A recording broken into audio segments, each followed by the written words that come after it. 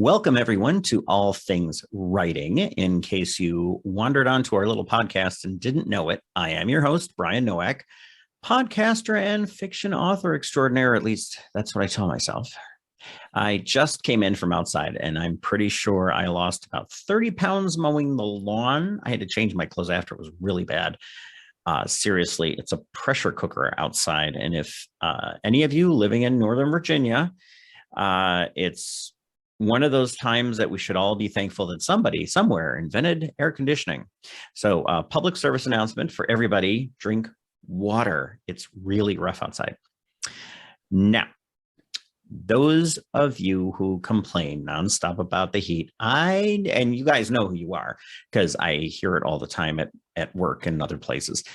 I want you to keep in mind that in a few short months, you will be complaining about the chill in the air. That's the way these things always work. I'm going to make you all die a little bit inside when I say, keep in mind, there are only 119 more days until Christmas. So I guess it's 118 more shopping days, sports fans. So there you go. But we didn't get together today to talk about the weather. Nope. I know you amazing people are here because you want to hear the sounds of my sultry voice. But you also want to talk about books and authors, which is really convenient because this next cool cucumber, let me try that again, which is convenient because this next cool cucumber I have for you today on the show is none other than the author of the book I am just finishing up, The Playing Card Killer, Mr. Russel James. Welcome to the show, Russell. Hi, it's great to be here. Did you know that on our humble, I don't know if you've listened to the show before. Have you ever listened to the show before? No, I haven't. Okay, so you are going to get a chance. It's almost like a really weird game show where there's no actual prize and most people don't get the answers right anyway, so no pressure. Okay.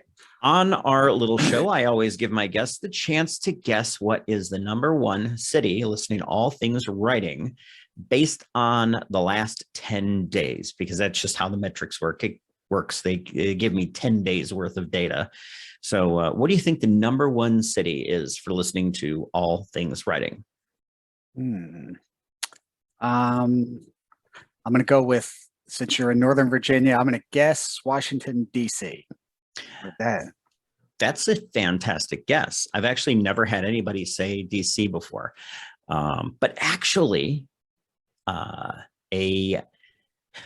we have a favorite. There's a city that's been trading places for the first spot for a while, and it's still the first one from last week. It's Novato, California, is perennial sort of in that top 1, 2, 3 list. And right now, all right, Novato, congratulations, you're in the number one spot. I would give you all a prize, but I'm not really sure what prize I would give for something like that. But however, here is something amazing. Russell, did you know that I'm actually from Minnesota? Okay. And transplanted to Virginia. Yep, exactly. Had a very long and storied history of how I ended up here. But that's not really the amazing part. The amazing part, I am tickled pink to say that in the number 2 spot this week is Maple Grove, Minnesota. Okay. Good job. So I used to meet my in-laws at the Old Country Buffet, which is, I don't know if you're familiar with Old Country Buffet. It's basically a place you go to strap on a feed bag and absolutely lose your self-respect for a while and eat massive amounts of food. But we used to meet my in-laws up there. So I've done some fishing up on Rice Lake. So I know Maple Grove quite well. You still have to work up in that area too. So I'm happy to see one of my old haunts. And then finally, of course, in third place, Columbus, Ohio. You guys are in there. It's always a narrow race for that top 1, 2, and 3 spot. So I'm grateful for everyone who's listening. I am grateful for all the new listeners, all the old listeners. Thank you guys for tuning in. Thank you, of course, to Russell for being here. But why don't you give us a little bit about yourself, Russell? All right. I'm a horror and thriller and science fiction writer in pretty much that order of how things get published. Been publishing. I've had my first work's been published in 2011, and I don't know. I live in Florida, got 2 cats, and that's most of it right there. Yeah. Well, and my listeners know that I love Scares That Care, which is, of course, where I met you. Oh, yep. Yeah, had the long drive. I didn't realize you'd come all the way from Florida. Well, I do a lot of cons all over, and Scares That Care is my favorite. Oh yeah, and there's no way I'd miss it. So yeah. it's fantastic. The people are great that attend it. The people who run it are amazing, and you don't realize that. Shout out to Joe Ripple and company for absolutely. You don't realize that if you don't do other cons. That's the one that says, yes, this is special. So yeah, I love Scares That Care. It's that everybody cares. Mm-hmm. Everybody cares about what they're doing, why they're there, and they know why they're there, and that's just wonderful. Yeah. So I have a question. So I'm working my way through Playing Card Killer. I must confess, I just had the longest week in my day job I think I ever have. I crawled home last night, barely recognizable. I'm not quite done with the Playing Card Killer. I am probably about 3/4 of the way through. All right. Anxiously looking forward to finishing that up probably this weekend yet. There's a little bit of, I almost feel like there's a little bit of stylistic influence from Stephen King's Mr. Mercedes. Am I wrong, or am I just picking up on something? Well, I haven't read that Stephen King book. Okay. So I couldn't comment on that in particular. It's a great series. The Mr. Mercedes series is great. Yeah, if you're thinking about how it is stylistically, then you're putting way more thought into it than I do when I write it. Well, but isn't that how it's supposed to be, though? Yeah, but that's because, and I think that when people discuss that, especially, in literary circles and stuff, the writer it writes the way they write. And if you're going to be true to that, you try not to think too much about stylistic things, because then you might start writing as someone you're not. And that comes through to the reader immediately. You can tell when someone's trying to assume a type of writing that doesn't come to them naturally. I honestly, we could almost end the podcast right there, because that was so well put and so brilliantly said. Because I know that when I read somebody I roll my eyes at any book that says in the style of. Sure. Really? Come on now. But I think and it comes through. It's very well written. I'm greatly enjoying, but we'll get into that. I will gush about the Playing Card Killer here in a minute, and you can definitely, and of course, 3/4 of the way through, I already know I'm going to write a 5-star review for it. I'm enjoying it that much. It's really good. But in the beginning, when did you get your start in writing, and I guess what influenced you to write? Well, when my wife and I would go on long drives in the car, I would say, you know what I was thinking? I was thinking this would be a really cool story idea. And then I would give her the rough outline of a plot of something. And eventually she got really tired of listening to this and said, why don't you just write one of these stories you think of? And I said, because no one would ever pay to read anything that I've written. And I have been apologizing for that, forever. Okay. So I did. I got some, of course, when you think about, well, I'd like to write, you don't know what you don't know until you sit down and start trying to do it. And so I found out there was a lot I didn't know. And this is even with having, I have an MBA, but and I did technical writing in my job. Mm-hmm. So I have a background of writing, but not writing fiction. So I took online classes with Gotham, and I got some individual coaching from 2 different people. and just started working at it over and over and over again, doing short stories, got a couple of those published. And then the second Gotham writing class I was in, the teacher said, hey, there's an open call from a new publisher that is Samhain Publishing, and they're doing horror. If anybody has a horror book out there that is finished, and their editor is Don Doria.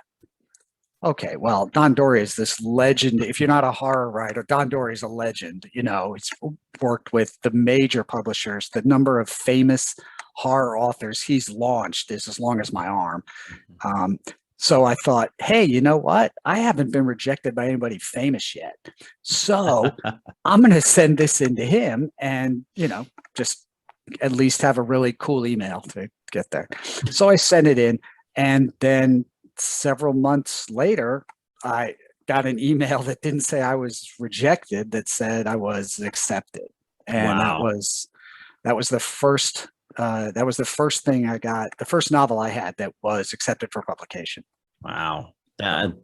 You know, I think that would be, I can't imagine that moment sitting there going, there had to have been like a whole dropped to my knees in shock.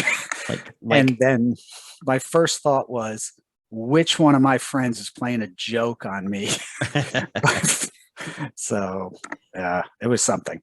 Well, Stephen King in On Writing talks about, he felt like after he got his check in the mail, he felt like he had to run out and buy his wife a present, and he bought her a toaster. I think it was. Mm-hmm. It was a toaster or a hairdryer or something ridiculous like that, and he just didn't know what to do with himself. And I think that's kind of like when the Bogorian Chronicles was accepted by Dingbat Publishing. I had this few moments like, really? Who's playing a trick on me? Right. You know, but you do. I mean, you do. But you hit on something important there. And I hate to say beat your head against the wall, but try again. Exactly. Keep working at it. Yeah, that was the first thing that got published, but it wasn't anywhere near the first thing that I'd written. Mm-hmm. And it certainly wasn't the first opportunity for rejection that I'd been through. I mean, it takes a while. And when you finally do get something published, you realize why the things ahead of that hadn't been, because you can look at them side by side and say, wow, I learned a lot getting to this point where something was good enough that someone would invest in it and expect to get a return on that investment. So you have to try to fail. You have to fail to learn. Absolutely. And you have to learn to succeed. Yep. So I'm going to hold this up for my camera. Let me make sure I can see my camera before I do this. People know that I do not only do I do it. I think this actually appears backwards on my screen, which is hilarious. This is the book, The Playing Card Killer. And it's wonderful. So I will make sure and include the links in the podcast show notes so people can go out and find it, because that's it's worth picking up. Now, I was reminded as I was reading, and I don't know if you're familiar with this guy, but I am a bit of a serial killer nut. But I was reminded a little bit of the Russian chessboard killer Alexander Pichushkin. Pichushkin's a hard name to say. Even in Russian, that's a hard name to say. But because of the symbology of the playing cards in the book and the way in which they are used. But I'm very curious. Did you pick up the idea for how you were going to lay out the murders from somewhere else? Or how did you come up with that idea? Well, I wanted there to be a signature that the serial killer would use to tie things together. And because a lot of times that is inadvertent on the serial killer's choice in real life. I mean, it's just part of their MO and the police have to put it together. Mm-hmm. But the serial killer here was being flamboyant on purpose and would want to make a name for himself. And I thought, well, I need something that's common, and I need something that can be tied from something that's easy to get to, meaning common, and something that can easily be tied to all of these different killings. And the idea of the playing cards came up.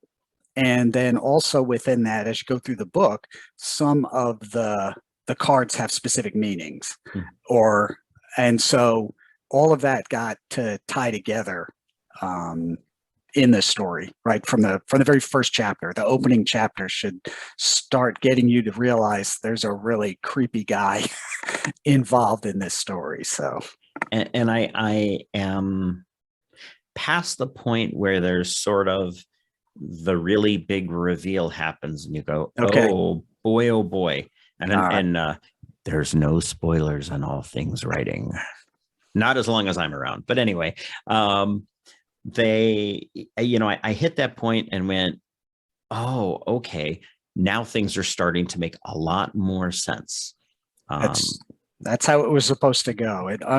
It starts out and it builds slowly, and there's a lot of confusing things going on, and then right about that halfway point, you get clarity about what's been happening, and then the plot accelerates and gets really dark. And I love the psychological horror. That is my personal favorite.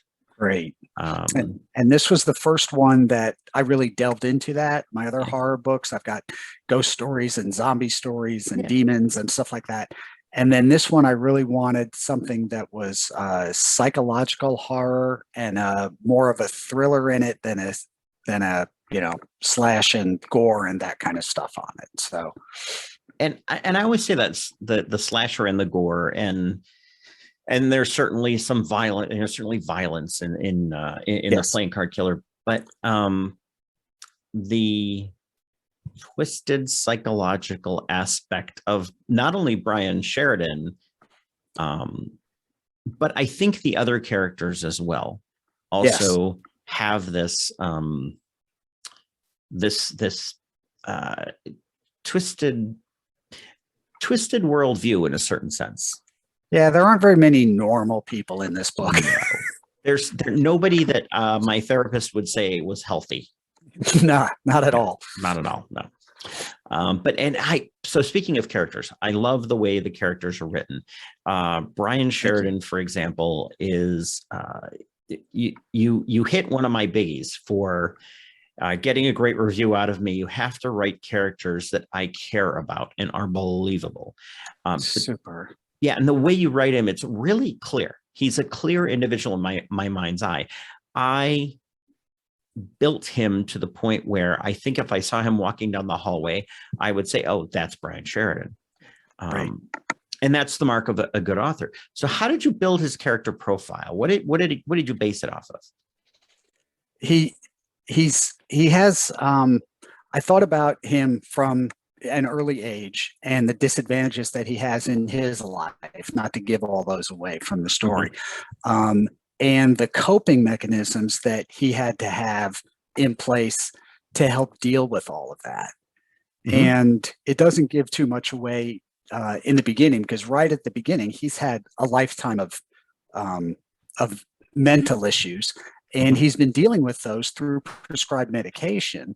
And the first chapter is him deciding, I don't need all this anymore. And I've definitely known a number of people that have done that exact same thing and gotten horrible results, just deciding they were going to disregard the doctor's recommendation and they were going to cold turkey stop. Because people with those issues, they think that, oh, now that I've been on the medication, I'm better, not, oh, I'm better because I'm on the medication. And so that's that catalyst that gets Bryan's story started. There's actually a really good study I looked at in college. So when I was in college, I originally wanted to be a police officer, and you studied the psychological the psychological things that can happen with, especially like homeless people and stuff. And that homeless world is filled with people that get on medication and they're fine. They can hold down a job and do everything. But the second they're off that med, it all falls apart. Absolutely. And that's what happens to them. So it's a very real problem. I've also seen it, interestingly enough, the opposite way. I know of, I have a family member who is was put on meds for bipolar disorder. Okay. But the meds actually made him worse. Ah, that would be terrible. Yeah, it had a complete opposite effect than what they were going for. So they worked it out after a while, but what a mess. Sure, that time before it gets worked out is dreadful. Is terrible. Yeah. Yeah. And so I always put characters first. That's really what I think is the most important part to any story, because there's a lot of people who will I guess they'll write these fantastic characters but give them nowhere to live. But also you have people that write these fantastic worlds but have characters that just, I don't know, they're flat. They're flat. They sit there on the page. They're two-dimensional. Tell me more about the shipping yard. Why did you choose a shipping yard? I'm curious about this place as a setting. Well, I had to, Bryan needed a job that fit his personality. And his personality is he's very uncomfortable with people because of a lot of his personal issues. And he's got trouble sleeping. So this night shift job, basically in a shipping yard, is going to fit that character. It's something he'd really be. He would not be a salesman, you know. So my day job was working with Frito-Lay. So that's a major snack food manufacturer. Oh, yes. And we do a lot of shipping. So I'm very familiar with running a shipping yard. And so I thought, okay, that's a good location. I can realistically describe that and go into some detail around how it works, because, you know, I see that kind of stuff every day. So did you do character sheets for each of your characters? Yeah, I'll have a file that has the manuscript in it, and then I have another file of notes that are right next to it. So that's how I'll keep track of people's names, and then keep a running list of things in there, or ideas I've had about that character, or things that I think should happen to them or that they should do. And then I'll keep that going on one side while I've got the novel going on the other side. I want to still chip away at the idea of character sheets here a little bit. What character dimensions, personality traits are you keeping track of as you go along? Kind of strengths and weaknesses. If there's something really specific that's a touch point for this person, that when this happens, they're going to feel very weak, or this is something that really motivates them. And, you know, mostly that kind of stuff. I was, and what made me think about it is as I sat there thinking about Bryan Sheridan, there's actually a character in one of my novels who's a lesbian. It doesn't show up actually in the book. It's not important, but her, and I always thought it was funny, is when you think of these characters, they live and breathe in your own mind. And to you, they're as real as your spouse or your kids. And it's interesting because I just have never written that particular aspect of her personality in about who she is into the book itself. So I don't know, character sheets fascinate me in a lot of ways. And something like that, a lot of people believe they have to draw attention to, that the person's sexuality is something that I have to really be specific about, and I have to mention it a lot.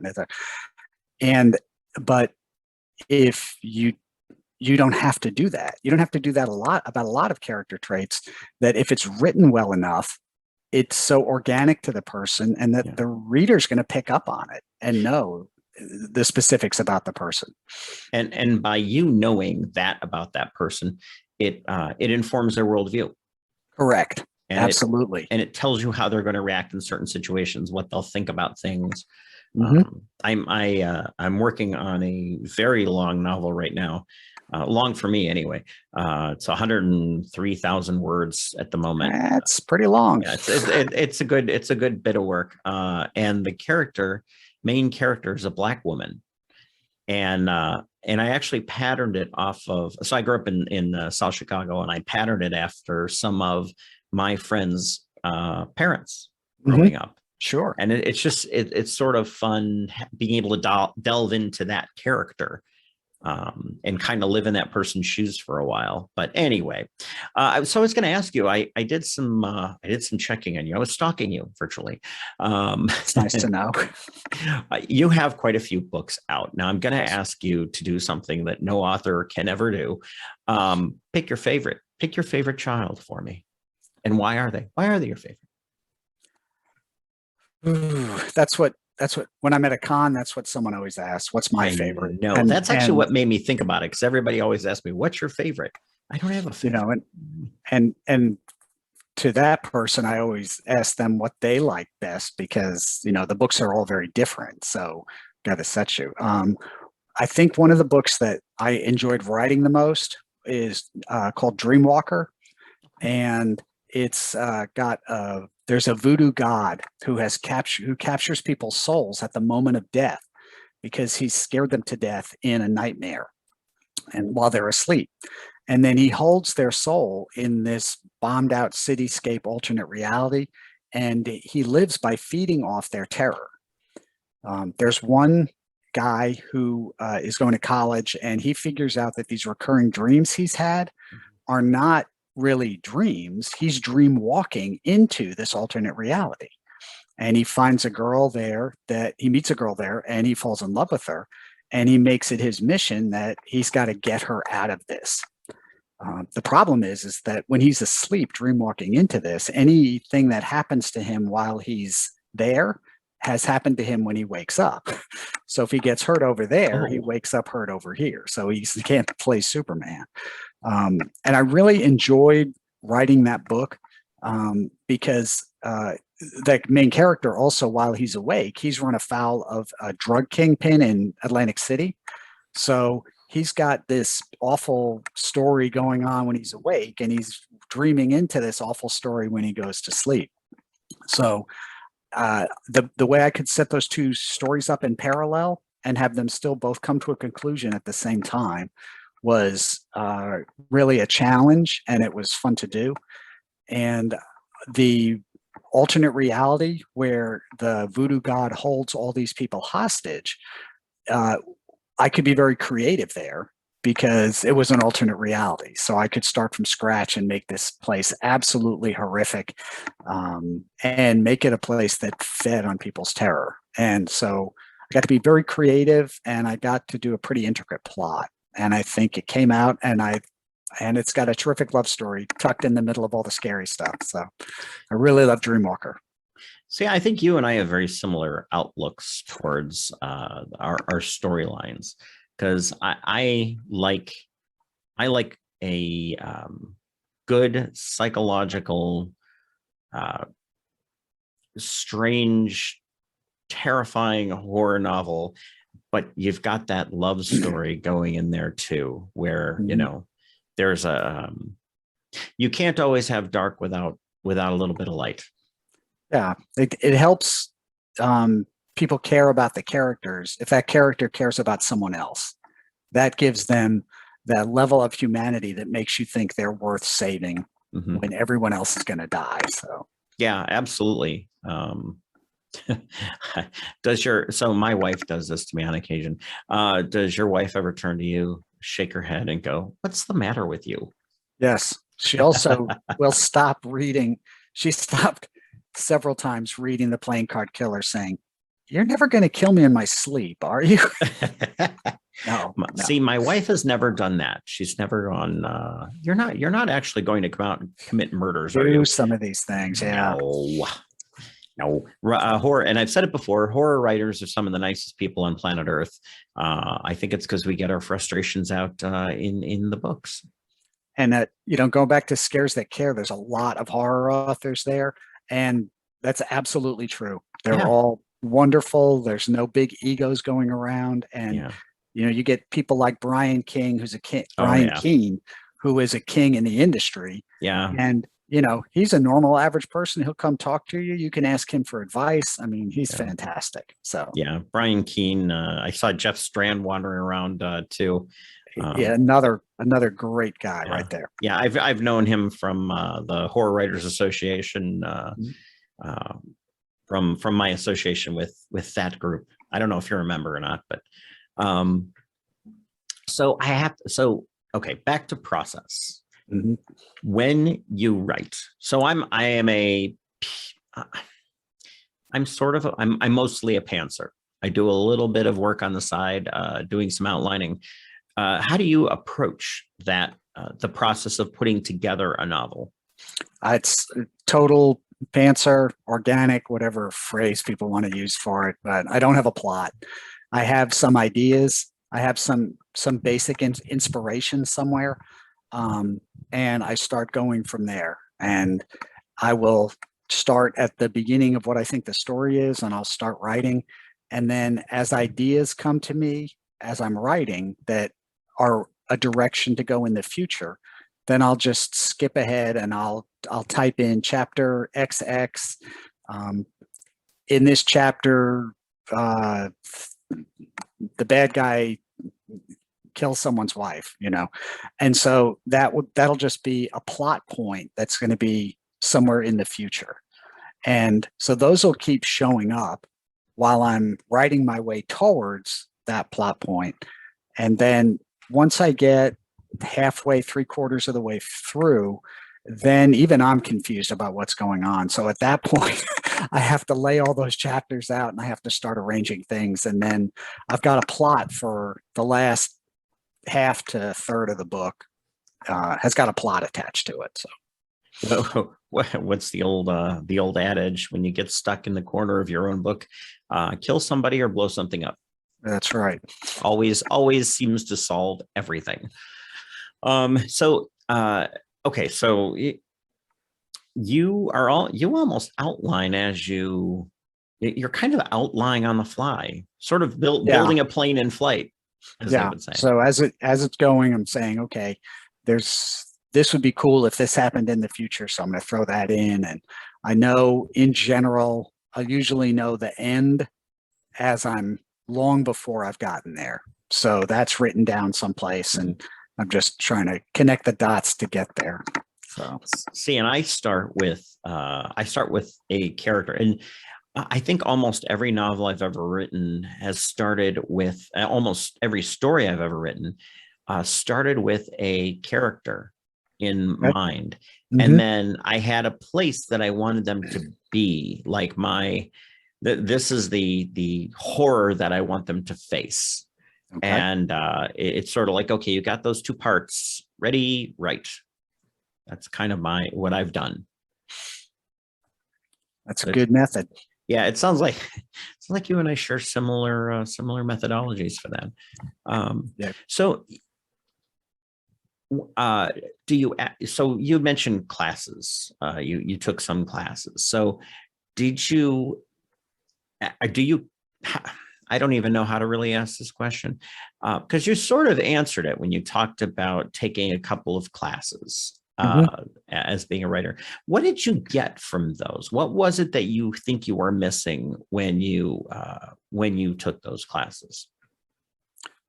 Well, when I first started, I can honestly look back and say I hardly knew anything about what I thought I was going to go do. So I definitely learned a lot. The mechanics of putting a story together, whether it was the plot or the prose, all of that the classes got into, and you got to write your own examples and get feedback on it, and that made a difference. Mm-hmm. And I definitely, some of my individual coaching that I got were from people that were English college professors who would look at the book that I had written and then walk through it and then give me specific examples of certain prose that didn't work, or why some plot points worked and then why some didn't. And that kind of feedback, if you listen to it, is great. The problem is a lot of people want feedback, but they only want someone to tell them how wonderful what they have is. And when they say it's not good, then the bad author will say, well, you just don't understand. Yeah. No, I think they do. I think I've always told people who read things, especially like when I send out my beta reading forms to my beta readers, I say, okay, if something sucks, tell me it sucks, but tell me why it sucks. Right. Don't just tell me it sucks. Tell me why. What is it that you didn't like? And these edits that I'm going through right now, one of the interesting feedback, one piece of feedback I got was that I have a couple characters in there that have exchanges, and they're too long. So I need to go in and cut them down. So someone gave you the feedback that, the dialogue is too heavy. We need to move this along quicker. Yeah. And I actually do have a beta reader, and this person always gives me back feedback. Oh, I loved it. All right. It doesn't really help me, but okay. I was going to ask, so do you still take classes? Do you, what is your feedback methodology now? Now I've amassed several very good, very honest beta readers. Brutally and painfully. That'll go through it. Some of them are great at line edits, and they knock that out of the park. And then other ones are really good at character, picking it apart, whether they like a person or whether they don't like that person. And then all of them will catch me on plot issues, a hole in the plot, or something's in the wrong place, because, in my seat of the pants method, I'll write this great chapter, and then it ends up being moved to a different location, and all of a sudden someone's talking about something they've never been told about, and they'll catch that kind of stuff for me. Your whole timeline gets off, and then you have to go back and fix it. And oh boy, right. Oh boy. So excuse me. So I've been thinking a lot about editing, because I had done a show last year basically talking about my editing process. Well, somebody asked me about it recently, and I sat down and wrote it out, and I realized my editing process really has changed. It's evolved. What does your self-editing process look like? So I will go through and finish a first draft, and then let it sit for a while, a month, maybe work on something else. Throw it in the drawer for a bit. Yep. Yeah, just let it go, because you're kind of, you get to the end of it and you're just, oh, thank God that's finished. And then 30 days, I actually set a calendar reminder. That's a good idea. Yeah. Then I'll go back and I'll start going through it and reading through it. And a lot of times I have left myself notes on the side, because I'm going through and writing it, and then I'll just I'll be redescribing, for example, in what I'm just writing, I'm redescribing the truck a character drives. And so I'll just circle that and give myself a note that says continuity check earlier, because I don't remember what color the guy's truck was. Yeah. But I don't want to kill my train of thought by going to figure out where was that, what chapter was it, et cetera, et cetera. Yeah. So I'll go through on that first pass. I'll catch all of those, see all the gross editing errors that I've made. And then once that's finished, I'll go back through another time, and then I just go to a certain character, and I follow that one character through the novel and say, okay, now they're in this chapter, and then they're in this chapter, and then they're in that chapter. And then I'll just work on their dialogue so that it's consistent with internally, and so it's consistent with their character. What affectations do they use? What phrases matter to them? How do they speak? Go through and do that. And that'll take several passes for all the main characters. And then the last thing I'll do is go back to the beginning, and then I'll hit read aloud on Microsoft Word and listen to it. And oh my God, do you catch some crap doing that? It's unreal how different what you've written is when you listen to it. And I catch a ton of typos, but also repetitive sentence structure, repetitive word usage, catch all that. Are you sure you're not actually me, but from the future? Because literally, I have Read Aloud open on my laptop right now, because that's the stage I'm going through.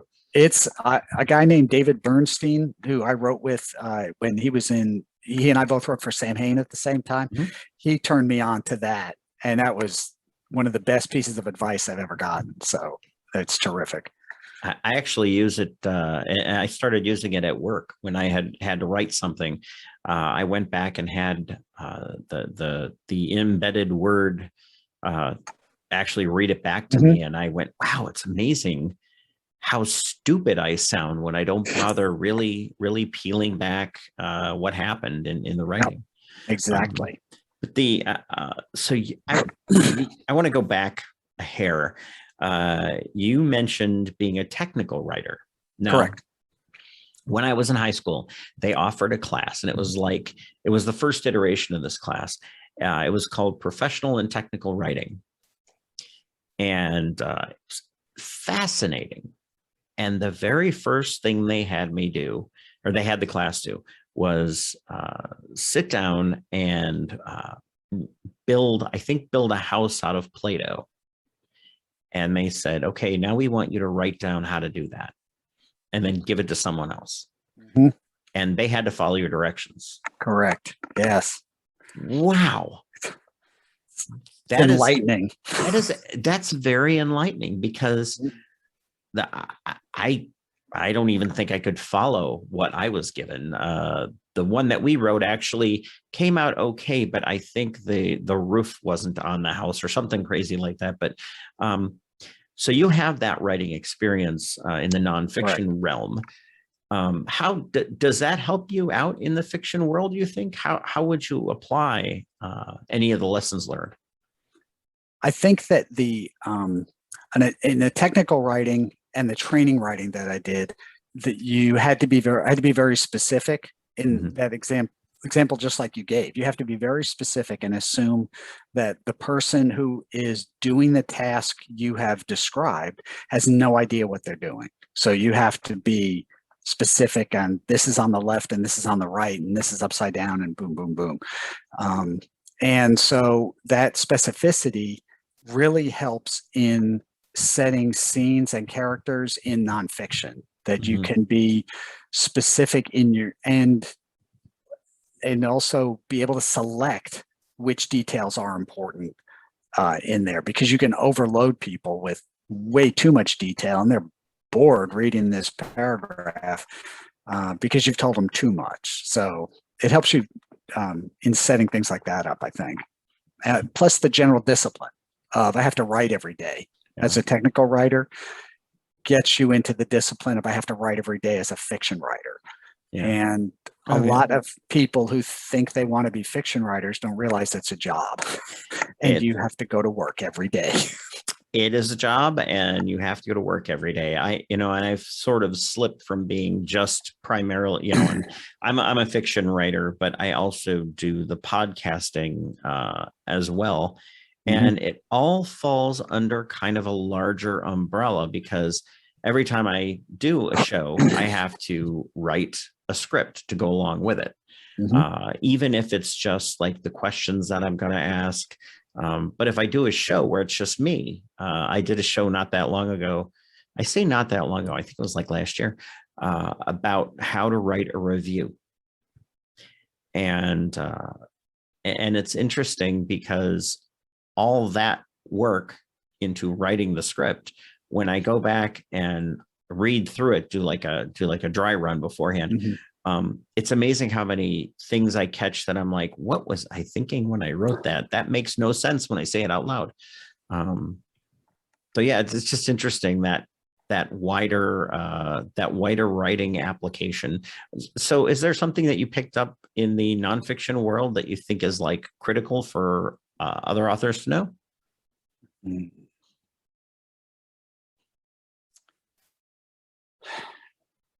I know. No, Tough question, huh? that's tough. I think the discipline really is the biggest one, that you have to sit down and write every day. Yeah. And like a lot of fiction writers started out in the old days writing for newspapers for that exact reason, that every day they had to have a column to go into the paper, Mm-hmm. and that built their discipline. And so any technical writing or something like that that you're doing is going to, bring that to the forefront and make you see how important it is. And I think those newspaper columns really helped build their name as well. Absolutely. Yeah. And because you can write fast, they could write fast. Yeah. Because they had to get something done today that was good. So that also helps. Now I know that I make mistakes daily. What mistakes do you think you made in the beginning? I'm going to make this a two-parter question too. Okay. I'm also going to ask you what mistakes you think you still make today. Well, the beginning was really different from how things are now. Mm-hmm. I mean, in the beginning, you were still typing manuscripts and mailing them to people. I mean, so it's a whole different world now, that you can just email something in and be ignored instead of mailing something in and being ignored. So you can be ignored in almost real that's time. Right. In real time, you can get ignored. So it's really different. I think I should have heeded the calling within me, and I should have listened to my wife's advice earlier and gotten started earlier. Mm-hmm. I think I could definitely look at a period of time where I could have got the ball rolling fast, much earlier than I did. So that would be a great lesson. If you're listening to this and you think, I would really like to be a writer, but I don't have the time, I don't have the skill, I don't have this, I have 1,000 excuses. If something inside you is saying you think you might want to be a writer, then sorry, you do want to be a writer. So go do it.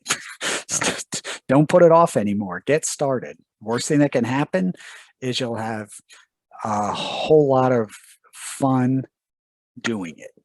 So get going. I like to point out that I actually started writing at work in meetings when it wasn't my turn to speak. I started actually writing stories in the back of my notebooks. I was in a really pointless, boring training session, sitting there, and I was diligently writing, and the person next to me says, "You're taking a lot of notes." And I wasn't taking any notes at all. And then you just yes, yeah, I am. This is critical. All of this is very important. So, but then you can have fun as a fiction writer, turn around and say, "Didn't you know there's a test?" That's right.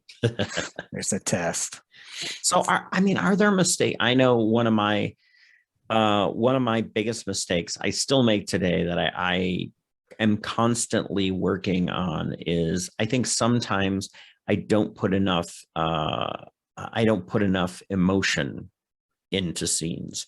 I'll be like, a character will go through something and my beta readers or my editor will turn around and say, "Well, okay, but how did this affect them? Sure. Tell me how this affect them." And I'm like, "Oh yeah, I suppose that's what I need to do." But yeah, I think one of the things that people catch me on a lot is I do not put enough dialogue tags in what I write. Dialogue tagging, yeah. Because in my head, when I'm writing it, I know who's talking. Yeah. So I'm just like sentence, quote, get all the way through. And then that comes back from someone and says, "I have no idea who's speaking in this." It's like, oh yeah, that makes sense. Because in my head, I was going through the conversation so quickly that it seemed clear to me. So I definitely get that, which is, thank God for my beta readers who catch all that stuff for me. So, and I can't remember where I heard this. I want to say it was my good friend, Patrick Hodges, that said this. If you're writing dialogue hot and heavy, If you haven't thrown in a dialogue tag and it's been 4 lines since your last, throw in a dialogue tag, or four quotes. I was going through today with almost that exact same idea, and it just came to me. Like you said, I thought, and I was using the number 3. I was thinking, all right, there's 3 lines. I don't have any indication who's speaking, and putting it right in. Yeah, you need a number to catch yourself on that. Or I think alternatively, if you have it in the quote somewhere where 2 people are talking and they address the other person, then you actually know. Yes. Who's talking, and then you're okay, Or there's an affectation that one person has in their speech, that you throw in, that helps a little bit, but the person reading it has to really be paying attention. Oh, absolutely. So I have a character in the first book I ever wrote, which I don't sell anymore, called No Name, and it was not a good book. I still maintain it's actually one of the best stories I've ever written. But from a novel writing perspective, it's a hot mess. Someday. Now, would you ever go back and take that story and rewrite and fix it? Actually, it's in my plans. I want to do that someday because it is such a great story. It basically revolves around a serial killer, and he's a serial rapist who murders a girl. And her young brother happens to see it, but he's psychically gifted, and he seeks this person out and kills them psychically. Okay. And then we move forward a bunch of years later, and this psycho basically is brought back to life in a large industrial accident as sort of this creature, and suddenly this now grown-up man realizes this thing's back out there, and he has to stop it before he kills again. And it's basically they're running for their lives most of the book, but it's a great story. It's a fun story, and but it's, oh boy, there's a lot of issues in there that I would have to file off. But it's one of the back burner project. I've got a story that I think is a great story, but I can honestly look at it and say, I'm not a good enough writer right now to make that what it should be. And it's sitting in the back burner, and I'm thinking maybe I'll never think I'm a good enough writer to write that story, but it's going to be really close. It's got one main character, it's got to carry the whole story, and I'm used to ensemble type things. And there's a lot of detail in the psychology of that character, and I'm intimidated by it, even though I'm in love with the idea. So who knows? Maybe that would end up being something someday. So I have 2 novellas that I've written. I'm going to continue on with that series eventually. They're based totally on my brother, who's a misanthrope, so he hates everybody. It's first person point of view, and he's just this awful human being. And I had a hard time. I knew I wanted to write it, but I didn't write it. And I kept putting it off because I questioned whether I could actually carry a whole, 35 or 35,000 words in first person as this absolutely horrible, detestable human being. And it turns out I did it. And I've had people read it and say, this is a lot of fun. It's horrible. It's R-rated to the extreme. But it turned out fairly well. So, I always say that, I love your idea.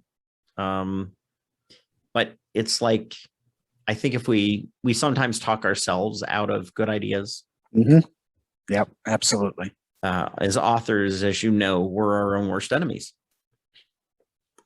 Definitely the biggest critic is the guy behind the keyboard.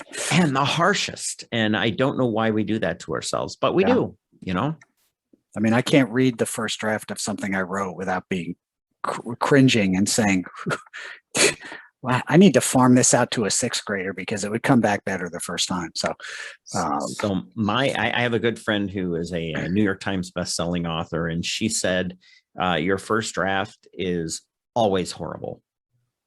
And she's absolutely. right.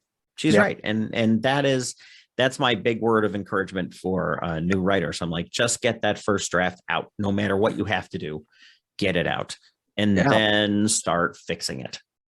Especially because one of the pieces of advice I give everybody is whatever you're working on, finish it. Yeah. Because nothing makes you not feel like a writer than having 6 unfinished things. But nothing makes you feel more like a writer than getting done and saying, oh my God, I put 90,000 words together and made a story. And then you go back from there. Yep.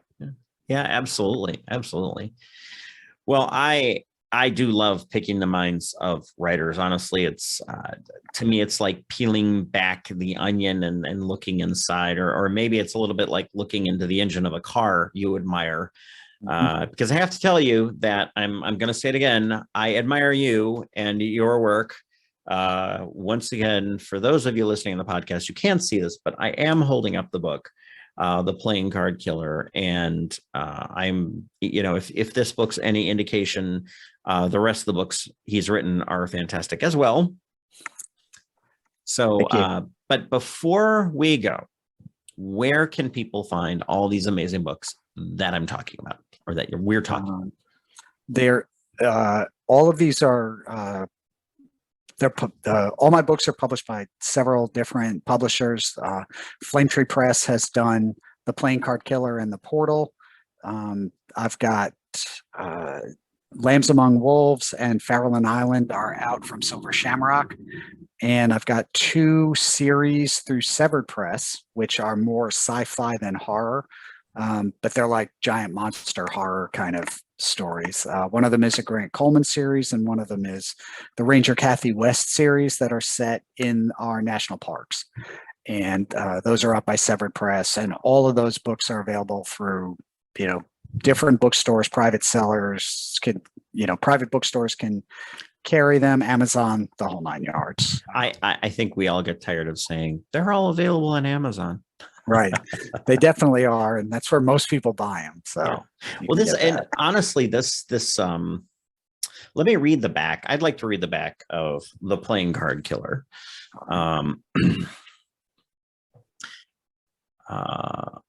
Brian Sheridan may be losing his mind. He's plagued by dreams of women strangled, their corpses left with a signature playing card. Brian hopes all this is driven by his my mouth stopped working at some point during the week. I'm going to get it checked out, I promise. Brian hopes all this is driven by his sudden withdrawal from a lifetime of anti-anxiety medications. But when he sees the victim from one of his nightmares on the news murdered, he fears he may be the killer.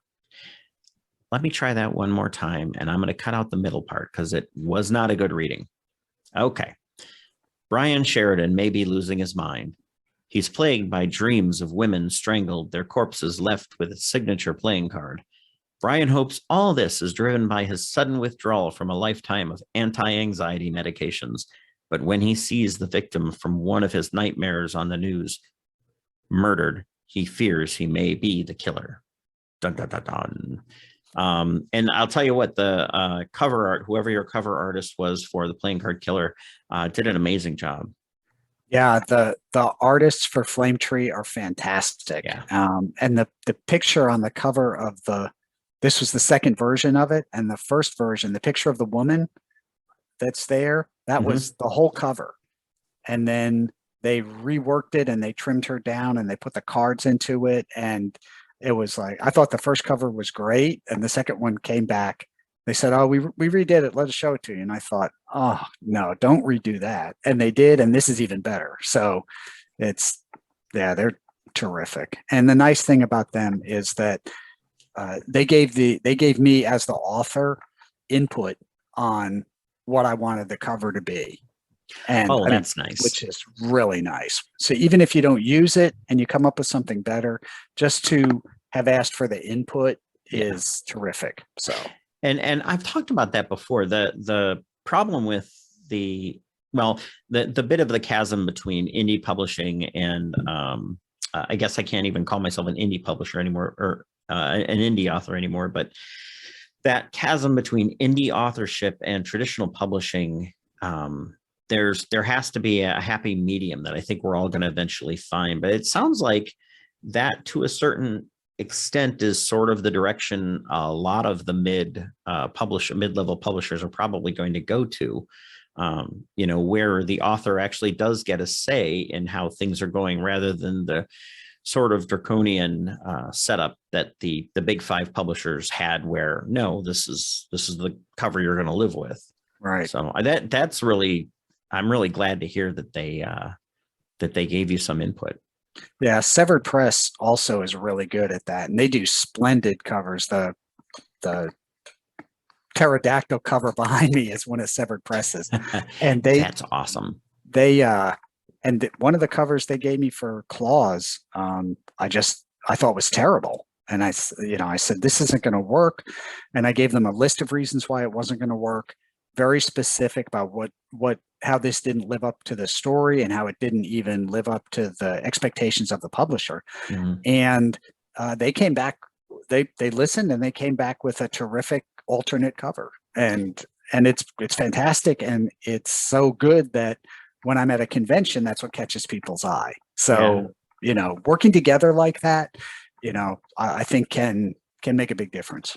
Yeah, I think that's why a lot of people, I know me personally, that's why I've stayed indie, because I like to have that control, or at least I like to have some say in what's going on. Yep. I don't know, maybe I'm a control freak. I need to learn to relax a little bit. Anyway, this is awesome. I always learn so much when I interview people, and I sure hope the listeners have learned a lot too. Let me remind everybody, if you like today's show, remember to smash that like button. I really appreciate it. Also, there are sponsorships available, or if you want to donate money to this show, hit the donate button. You can PayPal me, or you can also go to buymeacoffee.com. That's another way you can help out and pay for help pay for some of the things around the show that have to be done on a continual basis, like pay for maintaining the sites. But anyway, thank you very, very much for listening. And thank you, Russell, for being my guest today. It's been my pleasure. Great to be here. And anyway, for Russell and my guest Russell, for myself, Bryan, and all things writing, have a great day. And you know what? I totally screwed up that ending. Isn't that awful? I hate it. Oh my goodness. Save it in editing. Yeah, exactly. Well, that's what I post. So I don't actually do editing for the YouTube channel. I put it out there on YouTube channel and say, for the people that want to watch sort of the uncut version, go to YouTube. But in my editing process, I cut out. So what I'm going to do is I'm going to say, I'm going to backtrack and I'm going to say, and on behalf of all things writing, this is Bryan and Russell signing off.